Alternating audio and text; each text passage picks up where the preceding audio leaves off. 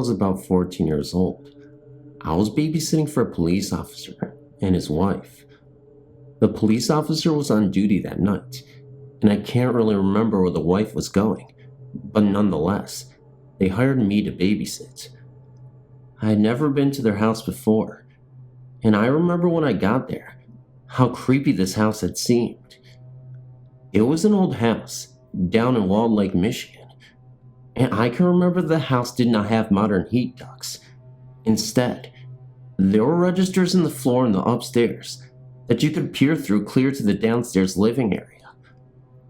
I don't remember too much about the incident, other than hearing some footsteps upstairs and other noises after I put the couple's children to bed. I could hear the noises very well through the heat registers, and I remember it looked as though somebody had walked right over one of them above me. I remember going upstairs to check to see what they were up to, only to find them sound asleep. I also remember trying to wake them, and it was obvious that they were fast asleep. And besides, they were very small children, like 3 and 4 years old, certainly not old enough to pull off any kind of prank very well. And so I went back downstairs, a little concerned, since the house was dark and creepy to begin with, and I had heard these strange, unexplained noises. But after going back downstairs and the noises started again, I immediately called dispatch, got the police officer on the phone, and demanded that he come home and take me home immediately, as I would not stay any longer. I never babysat for them again, and I do remember the police officer trying to convince me all the way home that it was just my imagination because the house was old, etc. In either case, I never went back again and told the police officer very nicely to find another babysitter. Another incident happened when I was in high school, shortly before graduation. I used to babysit my little sister after school for a couple hours before my stepmother got home. One afternoon, I was babysitting her and watching TV. She was very young at the time, about 4 years old. This was the time of day that she usually took a nap, and she fell asleep on the couch next to me, like usual. While watching TV that afternoon, and I wasn't watching anything scary, I think I may have been watching either Oprah or a soap opera, I distinctly heard the sliding glass door in the finished basement open and close. You know the sound of sliding glass doors. The sound is very distinct. I didn't think anything of it. My father and stepmother usually came and went through that door, since the finished basement is actually on the ground level, and the living quarters of this beautiful log home is actually on the second floor. This was a common and most used entrance into the house. My father worked out of town during the week and was only home on the weekends. Anyway, like I said, I didn't think anything of it. I thought my stepmother was home and expected her to come walking up the stairs at any moment, like she usually did when she came home. I also remember thinking, boy, she's home early today. I just kept watching television. After about 10 minutes, I noticed that she had not come up the stairs, so I went to the stairs and called down to her, but got no response. I thought to myself, that's weird. I know I heard the door.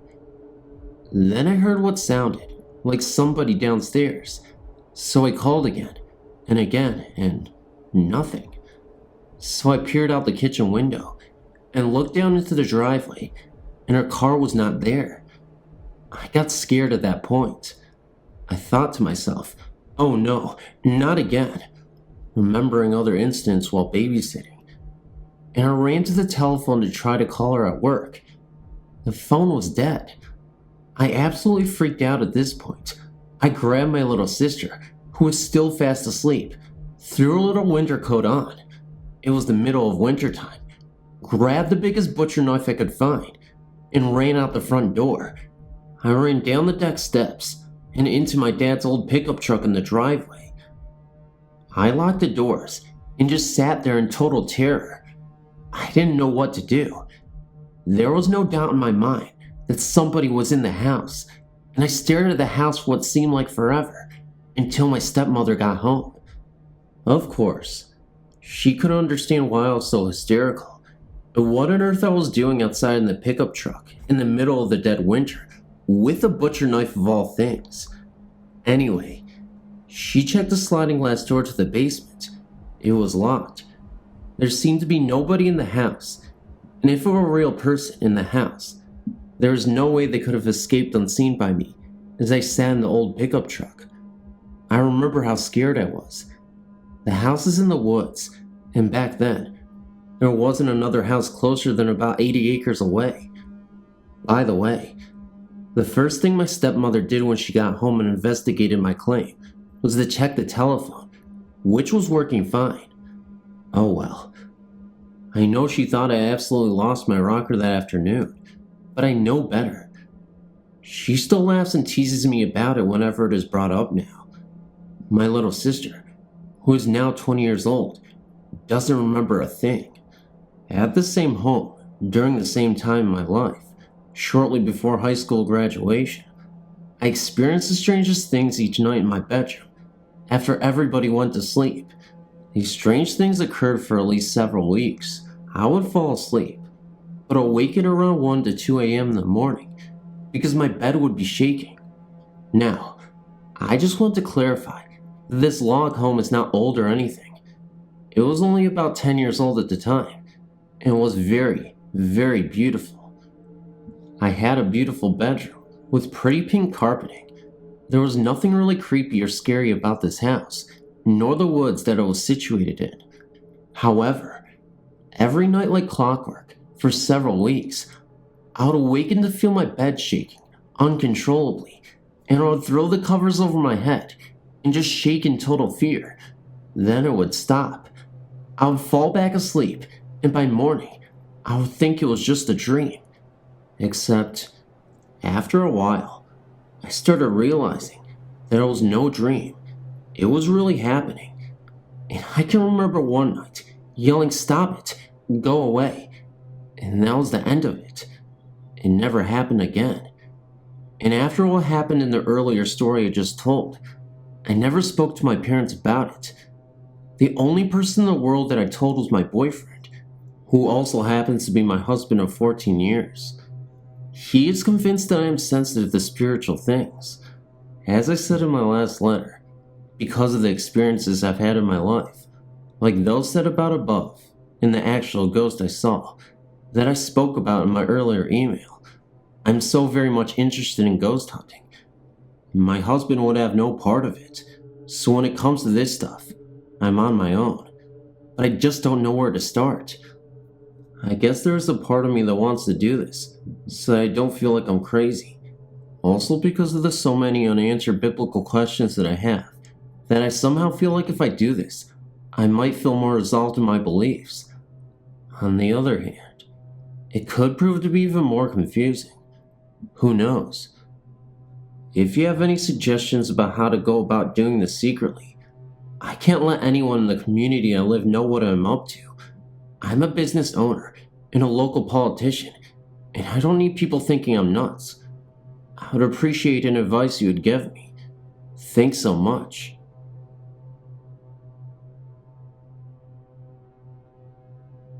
"11 years ago, I moved into an old little walkout rambler that sits on my father-in-law's business property in the country. We call it Ghetto in the Meadow.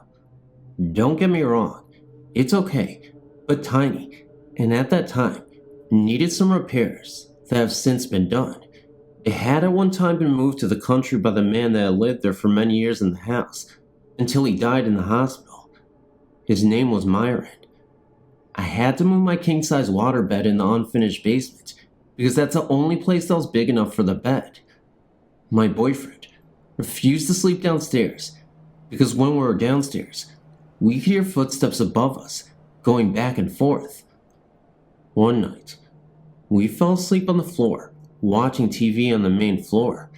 Sometime in the night, my boyfriend moved to the couch and left me on the floor. It was about 5 a.m. that I woke up stiff. We were talking and heard a noise like someone walking upstairs. Then we heard a blurb, a blurp noise in the bathroom.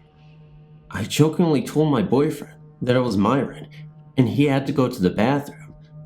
Just after I said it, the water in the bathroom sink came on. He wanted me to stay in the living room and he would check it out. No way. I was right behind him and watched as he had turned the handle to shut the water off. After that, we had many things happen. Lights in the TV would turn on and off.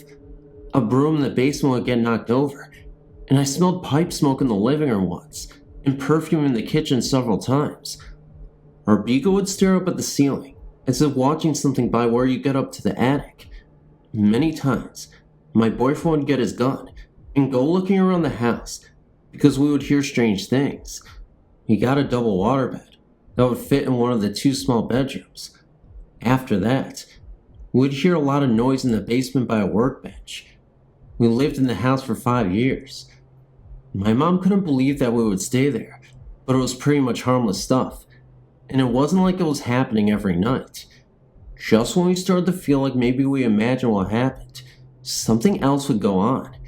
Before we moved, I tried to get my husband to come to bed instead of sleeping on the couch. I got his usual reply within a minute, which meant he wouldn't be moving. I went into the bedroom and it felt really cold, so much so that I went and checked the thermostat in case it got turned down. I had just gotten comfortable and heard my husband yell out my name. He said he heard little feet scurrying from the kitchen to the living room really fast and go behind the couch. The couch was only inches away from the wall, and something slapped him on the back of the head. He didn't go back to sleep that whole night. Maybe something was telling him that he should be in bed with me. I found it funny, but he didn't find the humor in it. We had a baby and moved into our new house. I heard balls inside one of her blow-up toys move and went to check on it so I wouldn't wake her up. I thought the toy was by the register and the air conditioning was on, but it wasn't even close by. Twice it happened. One afternoon, I laid down for a nap and remember seeing a very good-looking man come to my bedroom door and talk to me. At first, I was afraid, but when I saw his face, I definitely wasn't. I couldn't remember what he talked to me about, but asked if he could see our baby before he left. He turned around and looked in the other bedroom for a minute, and turned back around and said my name and told me how beautiful she was and that she'd be waking up. In that instant, she was crying. He was gone, and I was awake. Do you think it was a dream? Or who was it? Myron from Ghetto in the Meadow, or my husband's brother that died? After that, nothing unusual happened at our house. My brother-in-law moved to Ghetto in the Meadow and said at first the lights would go on and heard noises, but nothing happened there in years.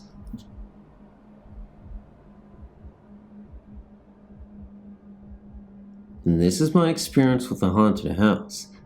Me and my family moved into this big house about 15 years ago.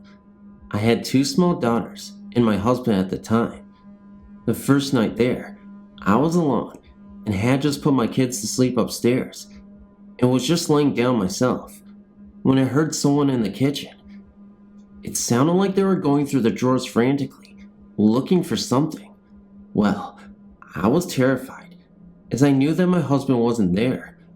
I went downstairs to see what or who was there, and nothing was out of place. That's when other things started to occur. My youngest daughter wouldn't go upstairs by herself. She always told me that there was a man up there. I didn't understand it till later. As we settled in, things got worse for me. I would be watching TV. The volume would go up and down. Ashtrays on the table would move.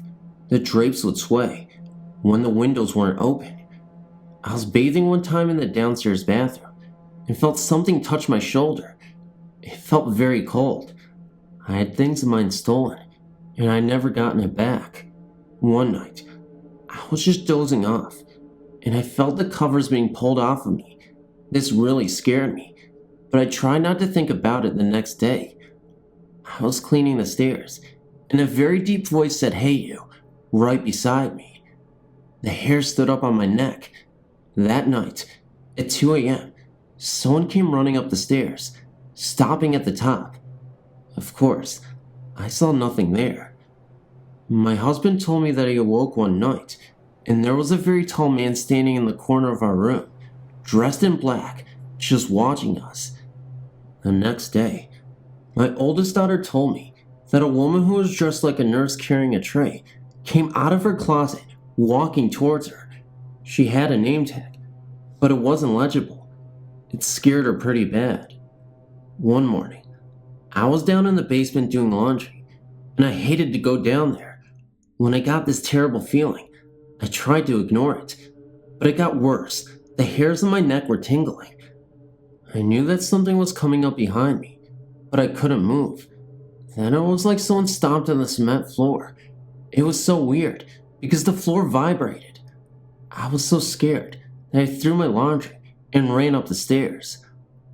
I would also go to bed with jewelry on, and wake up, and it would be off, and I would find it somewhere in the house. One morning, I woke up to find a straight razor in my bed down by my feet. I think that did it for me, and I wanted to move out. And the kids' bedroom window would never stay shut. We tried everything to keep it shut, but I would go upstairs, and it would be opened. My mother babysat for me one evening, and when I got home, she was white as a ghost, and told me that she would never watch my kids here again.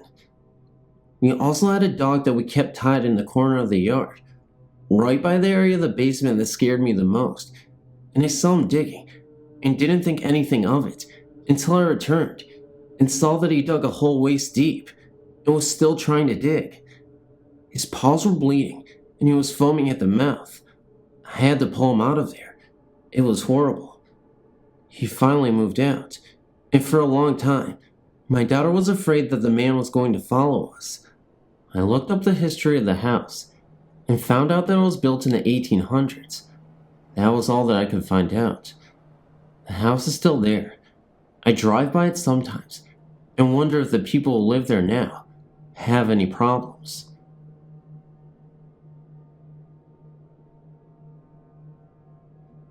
There's a lot of ghosts in my family, so I'll just tell you a few. My grandfather passed away before I was born. He used to wait for my aunt, sitting in his rocking chair, every day to get out of school. Well, one day after he died, my aunt said that she came home from school to find her babysitter with her jaw hanging open and wide-eyed, staring at the rocker. It was rocking by itself, and their dog was sitting in front of it, begging. Suddenly, the rocker stopped moving, and the dog started walking slowly back to the door, which was deadbolt locked. The door unlocked in front of everyone and swung open. So did the screen door. Normally, if the back door was open, the dog would run out. He didn't. Then both doors shut again, but they didn't lock. Another story is told by my mother and my aunts on my father's side. They were all playing Trivial Pursuit when a question came up about one of the wars that my grandfather had fought in. Meanwhile, there was a pot of spaghetti sitting on the stove. My Aunt Patty said a smart comment about my grandfather and the war, just joking around. Well, the pot of spaghetti flew across the room and landed right next to my Aunt Patty's feet. It dumped everywhere and just missed her. I think he was just trying to tell her that her joke wasn't funny. My personal experiences are different. One, for instance, was when my grandfather died in 1990. 2 weeks later, me and my cousin slept in my grandmother's house. My aunts and fathers lived there. Well, about 8 p.m., we both went into the living room to watch TV, and my grandma's rocker was rocking by itself. That I saw with my own 2 eyes. Another incident was at my cousin Sandy's house. My cousin Brandy and I were babysitting. She was on the phone with her boyfriend when the kitchen light switch started turning on and off by itself. It was going up and down, like someone was turning it on and off. Okay, last story. The story to my cousin Sandy's house is even weirder. A man had hung himself in the attic a couple of years before she moved in. My cousin was a dancer, so she used to exercise a lot to stay in shape. Anyways, she told me a few stories about when she was exercising, and she would get tapped on the shoulder. Or once she heard someone calling out her newborn son's name, and no one was in the house. She heard knocks on the front door. The attic door would open and shut continuously. Her brother-in-law was there on a few instances. Whoever he wasn't good. He was definitely there to scare, so she moved out within 6 months. I have a few more that I can think of, but I think this is already too long. I don't know if there's a reason for so many hauntings in my family or not, but I wish that it would stop. You never know what would happen if someone really ever got one of these spirits angry. Thanks for reading my family history. I hope you enjoyed it. I didn't. Next time on What Would You Do? A man is standing at his computer, frustrated because he can't edit his videos. Another man is in his presence. Do you help the man, or do you simply wait out his frustration and hope that he figures things out? The man decides to approach the struggling man, and he asks him what's up, and the man responds, "I don't know, I'm working on a video, and I can't get it out on time." The other man says, "I can just make your videos for you, it'd be so easier." And the other man responds, "No, I can't do that, I need my voice, you can't put your voice on this, what the hell are you talking about?" And then, the other man, he says, "I was trying to help you, but since you want to be a bitch about it, then I guess I'll just leave now." Wait, the computer guy says. "You can comment, like, share, and subscribe. That's how you help me." And the other guy just says to him, "Really? It's that simple?" And the computer guy says, "Yes, it is. It really is. Just please help me out." And then, the unthinkable happens.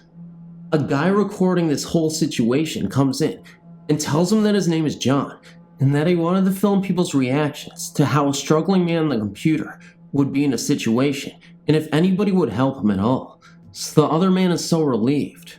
"Oh my gosh," he says, "I can't believe it. I can't believe that this was secretly filmed. But I really need to comment, like, and subscribe to that guy's video he was working on regardless." Okay guys, I don't even know what I'm saying at this point. That was just a scenario I played inside my head, and I guess recorded for you guys for the outro because I've been so addicted to those what would you do scenario type videos by that John guy who, he pops out and says, "Oh, this is a scenario, oh, it's not real." It's like they put him into situations where like you have to be a good Samaritan and see if people will speak up and like protect other people and stuff like that. So it's actually a really addicting show. So if you want to go watch it, go ahead. They're not sponsoring me to make this video or say anything about this or whatever, but you know what, I just wanted to say that. Anyway, guys, I'm going to cut this short because I wasted so much time creating a false scenario that was really stupid in the outro. So, guys, comment, like, and share, and subscribe. I love you guys. I didn't even mean to say that. I meant to say just love you guys and I'll be out. But good night, guys. Love you guys. Good morning, and I'll see you in the next video.